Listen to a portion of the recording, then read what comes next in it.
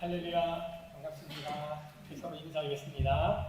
사랑합니다. 축복합니다. 인사하겠습니다. 잘 오셨습니다. 반갑습니다. 네, 저는 지금 여러분과 멀리 떨어진 미국 LA에 있지만 저희 마음과 영혼은 여러분과 함께 지금 예배를 드리고 있습니다. 비록 휘의 몸은 멀리 떨어져 있지만 시공을 초월하시는 하나님의 은혜가 저와 여러분에게 오늘 예배 참여 모든 성도들에게 오늘 그 은혜가 가득하기를 주님의 이름으로 축복합니다. 오늘은 세상 속에서 빛과 소금으로 살아가야 될 우리들의 삶의 자세, 그리스도인의 삶의 자세에 대해 생각해 보고자 합니다. 오늘은 첫 번째 시간으로 우리의 삶의 기준에 대해 생각해 보고자 합니다. 제가 예전에 대학원에서 상담심리학을 공부할 때 동성애에 대한 논쟁이 벌어진 적이 있습니다. 한참을 논쟁하던 중에 한 학생이 저에게 질문을 했습니다. 목사님의 입장에서 동성애는 어떻게 생각하시는지요? 기독교는 왜 동성애를 반대하는지 그 이유를 설명해 주시겠습니까?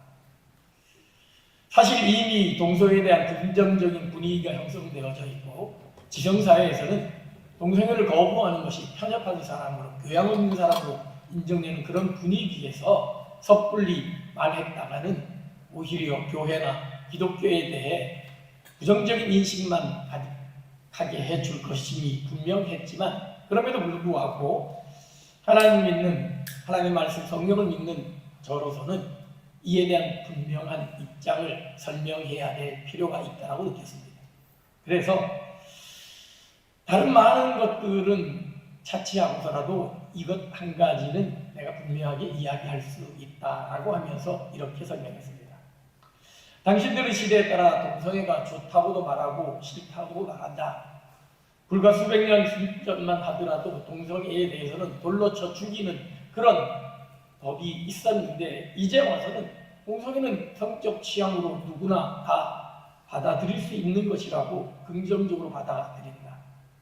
당신들의 시대에 따라서 이러한 기준들이 변하지만 우리 그리스도인들은 변하지 않는 기준이 있다.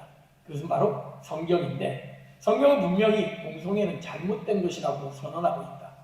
그러기에 하나님의 말씀을 믿는 나는 동성애를 받아들일 수 없다. 세상 사람들의 기준은 시대에 따라 변하지만 하나님의 말씀, 하나님의 기준은 변하지 않기에 우리는 그 불변하는 진리를 믿는 사람이기에 우리는 동성애를 받아들일 수 없다라고 그렇게 대답했습니다. 그렇습니다. 세상의 기준은 변합니다.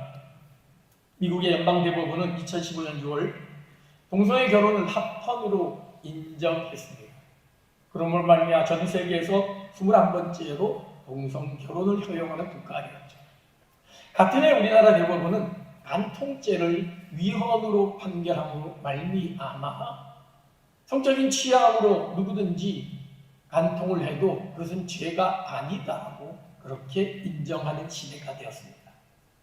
이전에는 죄악으로 인정되던 것들이 시대에 따라 그럴 수도 있다는 것으로, 아니 그래야만 교양 있는 사람이라고 인정되는 그런 시대를 우리는 살아가고 있는 것이죠. 수천 년 전 성경의 역사를 보더라도 그러한 시대가 있었습니다. 바로 사사시대입니다. 사사기의 결론을 보면 마지막 장 마지막 절은 이렇게 기록되어 있습니다. 사사기 21장 25절 말씀입니다. 그때 이스라엘에 왕이 없으므로 사람이 각기 자기의 소견에 오른 대로 행하였더라. 왕이라는 기준이 없었기 때문에 자기 자신이 왕이 되어 자기 자신이 기준이 되어 자기 마음대로 행동했다는 것이죠. 자기 마음대로 생각하고 자기 마음대로 행동하고 그것을 진리라고 그렇게 주장했던 것이죠. 오늘 살아가는 우리의 모습을 그대로 보여준 것 같지 않습니까? 절대적인 기준이 사라져버린 이 시대에 자기가 옳다라는 것을 진리라고 믿고 살아가는 것이 바로 21세기를 살아가는 우리 현대인들의 모습입니다. 그렇습니다. 세상의 기준을 잃어버렸습니다. 상대주의가 만연함으로 말미암아 제각각 자기 소견에 옳은 대로 행동하는 사사기 시대를 살아가고 있습니다. 절대 진리는 독서대로, 변함없는 진리는 융통성 부족으로 오해받고 있습니다. 하버드 총장을 지낸 네이더 퓨지가 이런 이야기를 했습니다. 이 시대 젊은이의 가장 큰 비극은 흔들 수 있는 깃발, 믿을 수 있는 신조, 부를 수 있는 노래, 따를 수 있는 지도자를 잃어버리는 것이다. 한때 사람들을 열광시키던 깃발이 있었고 신조가 있었고 노래가 있었죠. 믿고 따르는 지도자가 있었습니다. 18세기의 젊은 나폴레옹은 전 유럽의 젊은이들의 가슴을 뒤흔들었습니다. 20세기의 히틀러와 무솔리니는 국가지상주의라는 파시즘의 신조 아래 전 세계의 젊은이들을 전쟁의 도가니에 몰아넣었죠. 또한 마르크스의 공산주의는 유럽의 절반을 공산국가로 만들어 놓았고 당시 수많은 사람들이 그것이 진리인 줄 알고 자신의 생명을 바쳐가면서까지 그것을 지키려고 했던 것이죠. 한국이라고 예일까요? 해방 이후 남과 북은 각각 이데올로기 논쟁에 빠져서 그 이데올로기를 붙들고 그것을 반대하는 사람을 적으로 몰아 서로를 죽이기에 급급했고 결국 전쟁까지 일어나게 되었습니다. 하지만 시간이 지나면서 이 모든 것들이 진리가 아니라는 것을 깨닫게 됩니다. 인간의 모든 제도는 부족함이 있다는 것을 깨닫게 된 것이죠. 공산주의는 몰락했고 자본주의 역시 수정자본주의와 신자유주의를 거쳐서 제3의 일을 주장하는 사람들까지 생겨났습니다. 모든 것이 바뀌고 있습니다. 그런데 이런 영향으로 사람들은 점점 절대적인 진리라는 것은 존재하지 않는다라고 생각하게 된 것입니다. 시간이 지나면 모든 것이 변한다라고 생각하는 것이죠. 사람들의 생각도 가치관도 심지어는 선악의 구별마저도 시간이 지나면 다 변하는 것이다라고 그렇게 생각하게 되었습니다. 그래서 이제는 어느 것이 절대적으로 옳다라고 주장하기가 어려운 그런 시대가 되어버리고 말았습니다. 과연 무엇이 진리이고 무엇을 따라가야 되고 무엇을 믿어야 되는지 이 세상은 끊임없이 변하고 있습니다. 예수님 당시에도 이러한 모습들이 있었습니다. 사람들은 제각각 진리라고 생각하는 것들을 붙들고 살아가고 있었습니다. 그러나 그것은 착각이었습니다. 오늘 본문 5장에서 자주 반복되는 말이 있습니다. 그 말은 너희가 들었으나 라는 말입니다. 21절입니다. 누구든지 살인하면 심판을 받게 되리라 하였다는 것을 너희가 들었으나 27절 또 간음하지 말라 한 것을 너희가 들었으나 38절 눈은 눈으로 이는 이로 갚으라 하는 것을 너희가 들었으나 43절 내 이웃을 사랑하고 내 원수를 미워하라 하는 것을 너희가 들었으나 너희가 들었으나 너희가 듣기로는 살인에 관하여 간음과 이혼과 맹세와 원수 갚음에 대하여 이러이러하게 들었다. 그런데 그게 진리가 아니라는 것이죠. 착각하지 말라는 것입니다.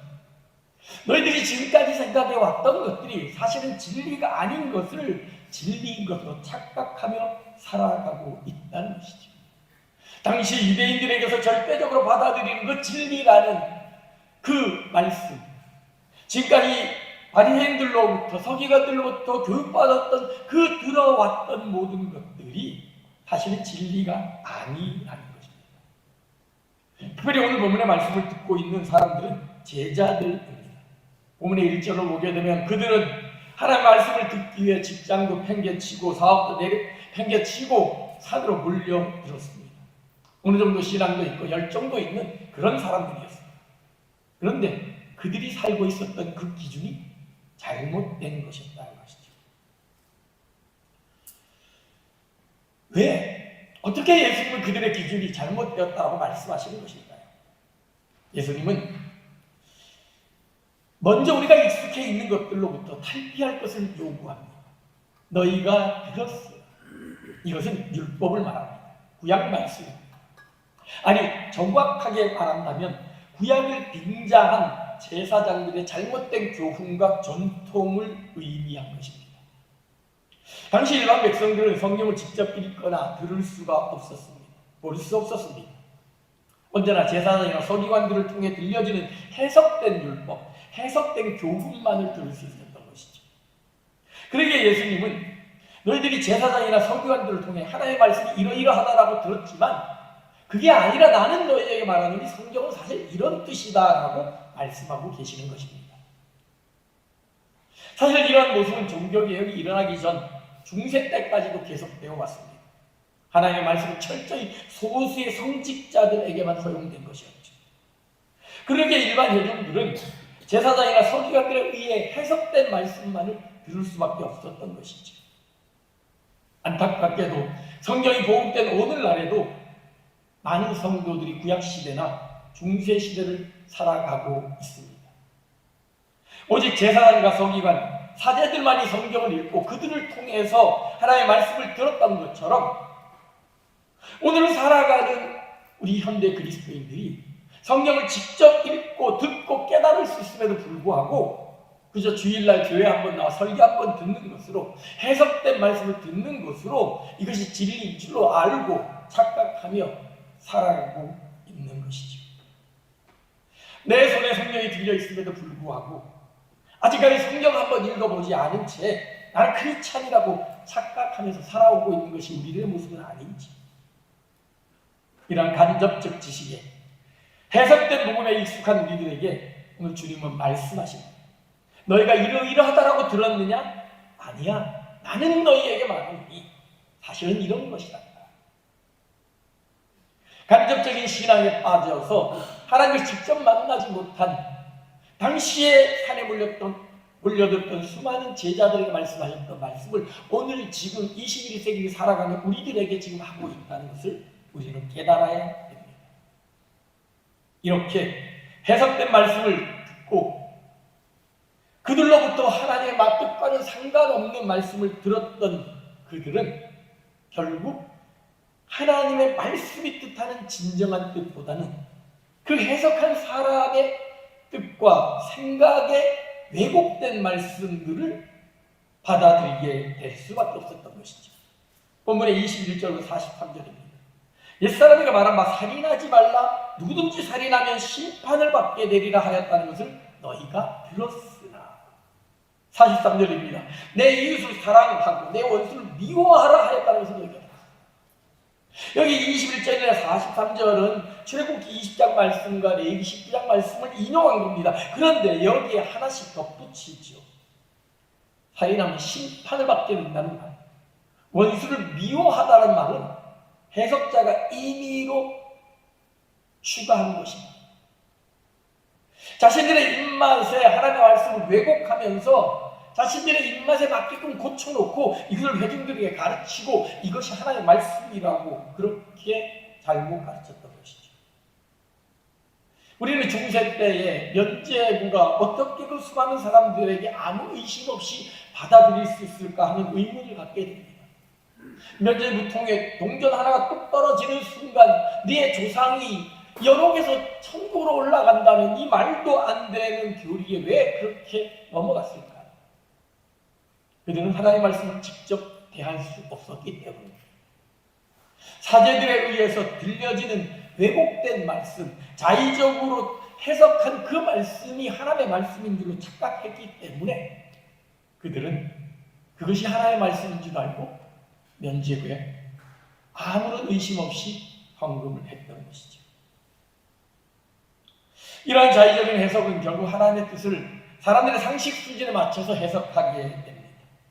세상법에 따라 해석을 나가면 상식적으로 행동할 것을 요구하죠.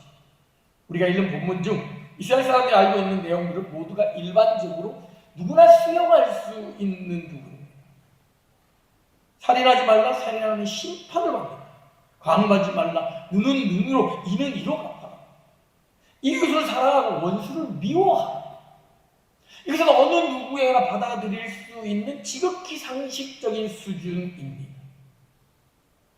이스라엘 백성들은 이렇게 하나님의 말씀을 세상 사람들의 기준으로 낮추어 버린 것입니다. 하나님 나라의 백성의 차원을 세상의 차원으로 낮추어 버린 것이죠. 하나님의 백성의 삶의 모습을 세상의 기준에 따라서 상식에 맞게 사는 것으로 오해하게 되는 것이죠. 성경의 원뜻은 상관하지 아니하고 율법의 표피적인 말만 가지고 와서 자기들의 입맛에 맞춰서 이게 하나님의 말씀이야 라고 생각하며 살아가게 된 것이죠. 그래, 이웃은 사랑하고 원수는 미워하는 거지. 살인하면 심판받는 건 당연한 것이죠. 사실 오늘 예수를 믿는다라고 하면서 살아가는 우리들의 삶의 기준 역시 이와 비슷한 것은 아닌지, 지극히 상식적이고 다수결에 의해서 세상 사람들이 생각하는 그 수준에 따라가서 그렇게 살아가는 것이 하나님 나라 백성의 삶이라고 착각하고 있는 것은 아닌지. 물론 우리 그리스도인의 삶의 모습은 상식이어야 됩니다. 이성적이어야 됩니다. 합리적이어야 됩니다. 그러나 때로는 하나님 나라 백성의 삶의 모습은 그 이성을 넘는, 그 합리를 넘는 초합리적인, 초이성적인, 초상식적인 삶을 성경은 우리에게 요구하고 있다는 사실을 잊어버리고 살아가고 있는 것은 아닌지 생각해 보아야 합니다. 예수를 믿는다라고 하면서 우리의 삶의 기준을 세상 방식에 젖어 그저 세상 사람들이 말하는 그 수준에 머물러 살아가는 것은 아닌지, 그렇게 예수 믿는 사람이나 안 믿는 사람이나 별반 차이가 없는 모습으로 살아가고 있는 것이 오늘 우리들의 모습은 아닌지. 성경을 믿는다고 하지만 철저하게 누군가에게 해석된 말씀, 들려지는 말씀에만 익숙해 있고 하나님과의 직접적인 교통은 없는 가운데서 남들이 그러니까, 대체적으로 다수결이 그러니까 그런 정도의 수준에 머물면서 난 이 정도면 괜찮은 신앙이냐 하고 착각하면서 살아가고 있는 것이 혹시 우리들의 모습은 아닌지 돌아봐야 됩니다. 오늘날 벌어지는 수많은 일들에 대해서 하나님의 뜻을 구하고 하나님의 생각대로 어떻게 행동해야 될지 고민하기보다는 그저 상식적인 수준에서 다른 사람들이 옳다고 하면 그렇게 하는 것이 맞다라고 생각해서 다수결의 논리에 끌려 살아가고 있는 것은 아닌지. 오늘 이런 우리들에게 예수님은 분명하게 말씀하십니다. 하나님 믿는 사람의 기준은 따로 있다는 것이죠. 세상과는 다른 기준이 있다는 것입니다. 그것은 바로 변하지 않는 하나님의 말씀입니다. 나는 너희에게 이르노니. 주님이 직접 말씀하고 계십니다. 성경의 저자이시고 주인공이신 예수님께서 직접 이스라엘 백성들을 향하여, 우리들을 향하여 가르치고 계시는 것입니다. 너희가 들었으나 수없이 많은 사람들에 의해서 왜곡되고 추가된 그 말씀이 아닌 성경의 원저자이신 예수님께서 하나님의 뜻이 이것이라고 그렇게 말씀하고 있는 것입니다. 어떻게 우리가 날마다 변하는 이 세상 속에서 흔들리지 않는 기준을 가지고 살아갈 수 있을까요? 나는 너희에게 이르노니. 우리에게 직접 말씀해 주시는 하나님의 음성을 들어야 합니다. 하나님과의 직접적인 만남을 가져야 됩니다. 매일 한번 들려지는 설교 말씀에 만족하지 말고 여러분의 손으로, 여러분의 눈으로, 여러분의 마음으로 하나님을 만나야 됩니다. 매일 매 순간 나에게 들려주시는 하나님의 말씀을 듣고 읽고 보아야 하는 것입니다. 매일같이 우리를 기다리고 계시는 그 하나님을 만나야 한다는 것이죠. 나는 너희에게 말하노니라고 말씀하시면서 나 자신에게 직접 말씀하고 계시는 하나님을 만나야 합니다. 아직까지 성경 한번 제대로 읽어보지 못했다면 이번 기회에 여러분 자신에게 말씀하시는 그 성경을 끝까지 읽어보시기 바랍니다. 아직까지 기도응답 한번 제대로 받아본 분이 없다면 이번 기회에 직접 당신에게 말씀하시는 하나님의 그 임재하심을 경험하는 그 기회가 되기를 소망합니다. 진정 하나님을 사랑한다면 하나님이 직접 지으신 성경을 사랑할 수밖에 없을 것입니다. 하나님을 사랑하는 사람은 성경을 사랑하고 성경을 매일매일 읽을 수밖에 없을 것입니다. 이런 이야기가 있습니다. 한 여성이 책을 한 권 선물 받았습니다.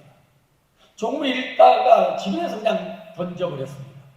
그러다가 얼마 후에 아주 멋진 청년, 우드라드 청년을 만났는데 한눈에 반한 거예요.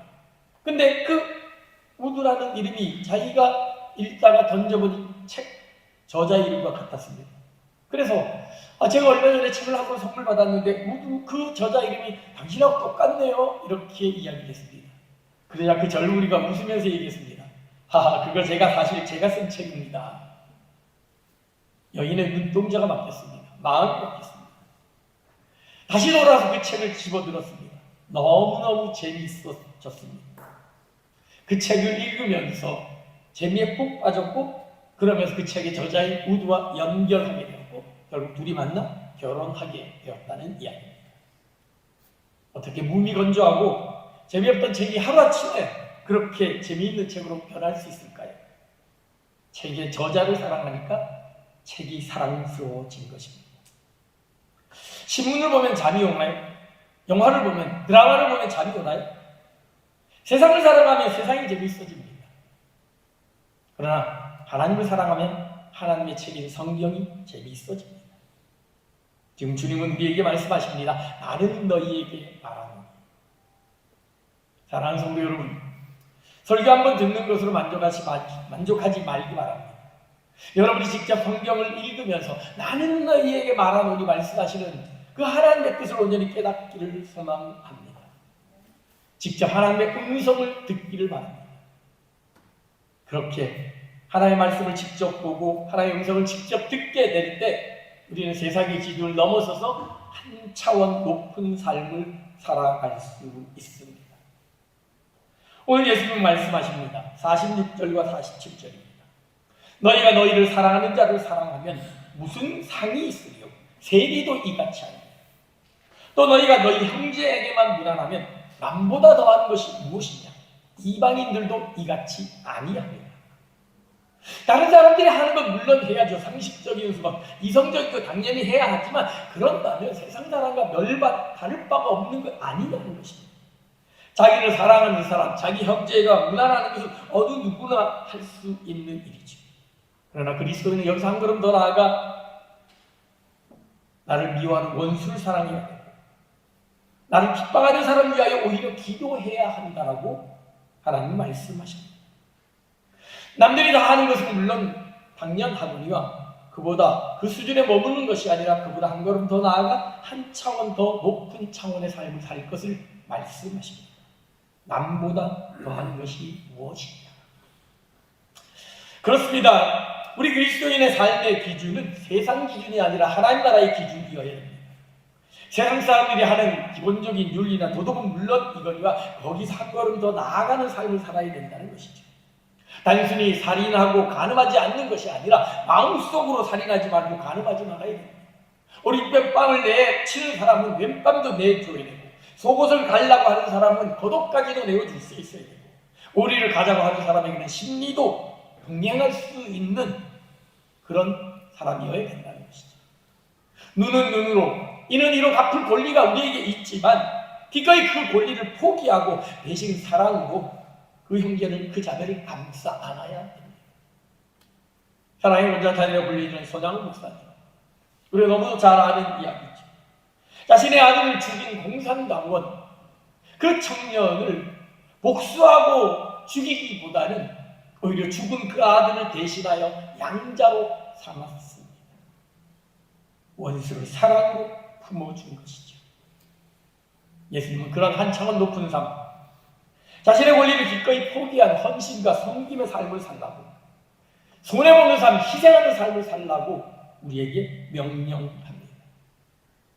말씀을 마무리합니다. 세상은 끊임없이 변합니다. 세상 풍조에 따라, 자신의 유익에 따라 자기들의 기준을 바꾸며 살아갑니다. 사람들은 자기의 욕구를 충족시키기 위해 끊임없이 그 기준을 변화시킵니다. 어제는 진리였던 것이 오늘은 비진리로 바뀌기도 합니다. 그러나 그리스도인은 다르게 사는 사람입니다. 세상의 가치관, 기준과는 다른 영원 불변한 진리를, 기준을 가지고 있는 사람입니다. 아무리 세상이 바뀐다 할지라도 영원히 변하지 않는 진리를 붙들고 사는 사람이 우리 그리스도인입니다. 성경은 이야기합니다. 내가 곧 길이요 진리요 생명이다. 예수 그리스도는 어제나 오늘이나 영원토록 변함이 없다. 하나님의 말씀은 변함이 없습니다. 푸른 마르고 꽃은 시드나 우리 하나님의 말씀은 영원하도다라고 분명히 기록하고 있습니다. 예수님이 진리이십니다. 영원토록 변함없는 동일하신 분이십니다. 하나님의 말씀은 변하지 않습니다.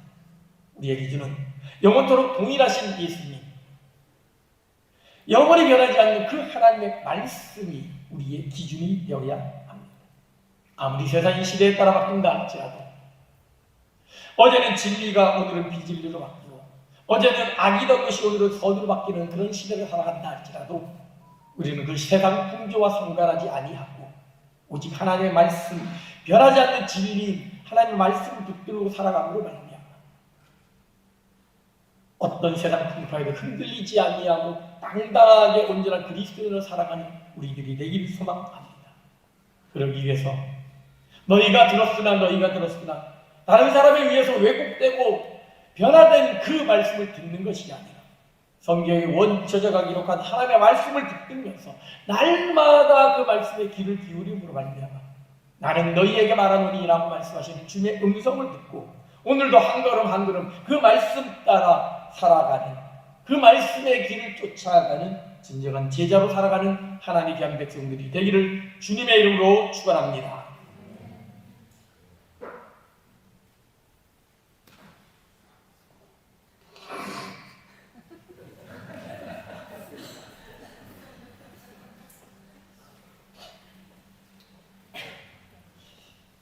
이 시간 우리의 말씀을 붙들고 함께 같이 기도하기 원합니다.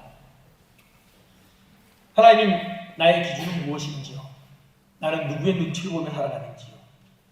세상 사람들의 눈치와 세상의 상식에 갇혀서 이 정도면 괜찮은 사람이라고 착각하는 살아가는 것은 아닌지 오늘 주님 말씀하십니다.